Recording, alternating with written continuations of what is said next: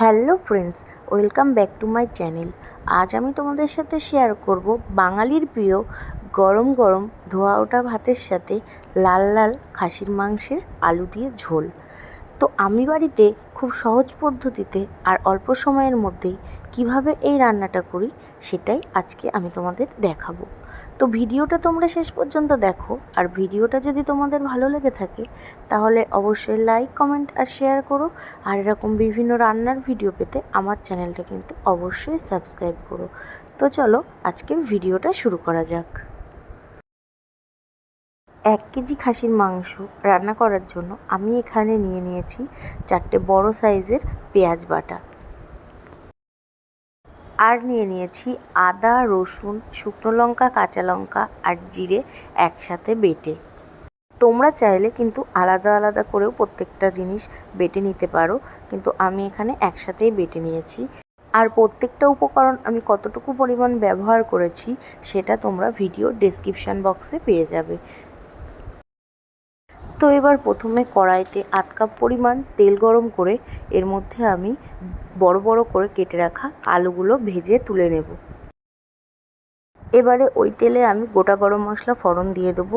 গোটা গরম মশলা ফোড়ন দিয়ে গোটা গরম মশলা থেকে হালকা ভাজা গন্ধ বেরোলে আমি এর মধ্যে একে একে পেঁয়াজ বাটা আর সমস্ত আগে থেকে বেটে রাখা মশলাটা দিয়ে ভালো করে কষিয়ে নেব।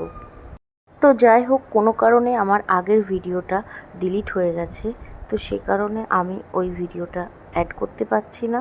এখানে আমি কষানোর থেকেই তোমাদের ভিডিওটা শেয়ার করছি।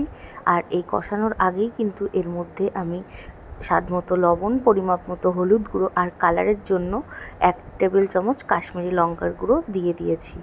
এবারে আমি এর মধ্যে আগে থেকে ধুয়ে রাখা খাসির মাংসগুলো দিয়ে আস্তে আস্তে ভালো করে মশলার সাথে মিশিয়ে নেব। মশলার সাথে মাংসটা ভালো করে মিশিয়ে নিয়ে এবারে 5 মিনিট সময় নিয়ে ধীরে ধীরে মাংসটা মশলার সাথে কষাতে থাকবো। খাসির মাংসটা কিন্তু এভাবে রান্না করলে বেশ সুন্দর লাগে খেতে। তো মশলার সাথে মাংসটা কিন্তু যত ভালো কষানো হবে মাংসের টেস্টটা কিন্তু আরও তত ভালো হবে খেতে। তো প্রথমে 5 মিনিট খাসির মাংসটা ভালো করে কষিয়ে নিয়ে এবারে আমি এর মধ্যে দিয়ে দেবো 2টো গোটা রসুন। খাসির মাংসের ঝোলে কিন্তু গোটা রসুন দিলে পরে গরম ভাতের সাথে গোটা রসুনটা খেতে কিন্তু বেশ ভালো লাগে। তো আমি তাই এর মধ্যে দিয়ে দেবো 2টো গোটা রসুন। তোমরা চাইলে দিতেও পারো, আবার নাও দিতে পারো, কিন্তু আমার অভিমত তোমরা একবার কিন্তু গোটা রসুন দিয়ে খাসির মাংসের ঝোলটা বানিয়ে দেখো, বেশ কিন্তু খেতে লাগবে।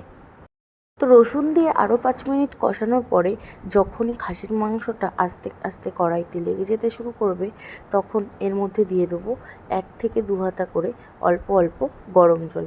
এইভাবে গরম জল দিয়ে কিন্তু আমরা খাসির মাংসটা ধীরে ধীরে কষাতে থাকবো। তো দেখো, ধীরে ধীরে কিন্তু খাসির মাংসের কালার চেঞ্জ হতে শুরু করেছে, আর খাসির মাংসর থেকে কিন্তু জল ছাড়তেও শুরু করেছে।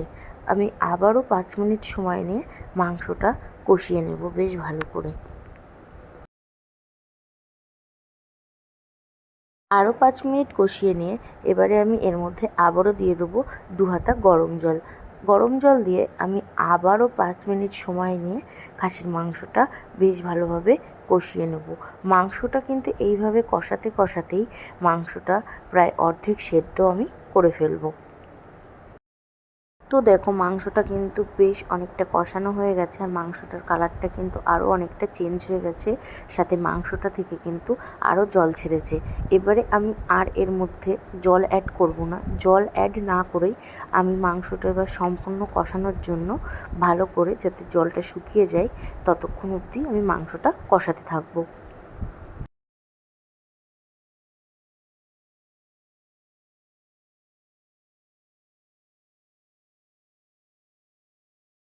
তো এইভাবেই আমি 4-5 বার অল্প অল্প করে জল দিয়ে মাংসটা কিন্তু খুব ভালো করে কষিয়ে নিয়েছি।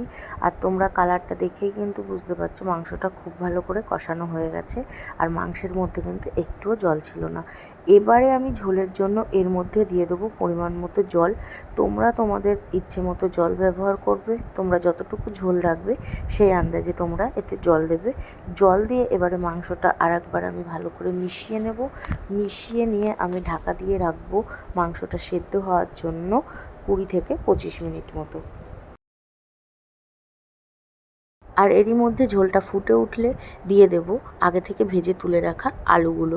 ভেজে রাখা আলুগুলো দিয়ে আমি আবারও ঢাকা দিয়ে দেবো মাংসটা সেদ্ধ হওয়ার জন্য। তো 20 মিনিট বাদে ঢাকা খোলার পরে দেখো মাংসটা কিন্তু খুব ভালো করে ফুটে উঠেছে, আর মাংসটা কিন্তু খুব ভালো করে সেদ্ধও হয়ে গেছে। এবারে আমি ঢাকা খোলা অবস্থায় আরও 5 মিনিট ভালো করে ফুটিয়ে নেব, আর এর মধ্যে দিয়ে দেবো গরম মশলা গুঁড়ো।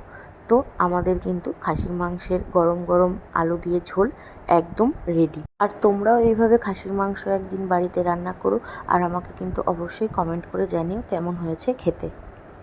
আর ভিডিওটা যদি ভালো লেগে থাকে তাহলে অবশ্যই লাইক, কমেন্ট আর শেয়ার করো। আর এরকম বিভিন্ন রান্নার ভিডিও পেতে কিন্তু আমার চ্যানেলটা অবশ্যই সাবস্ক্রাইব করো।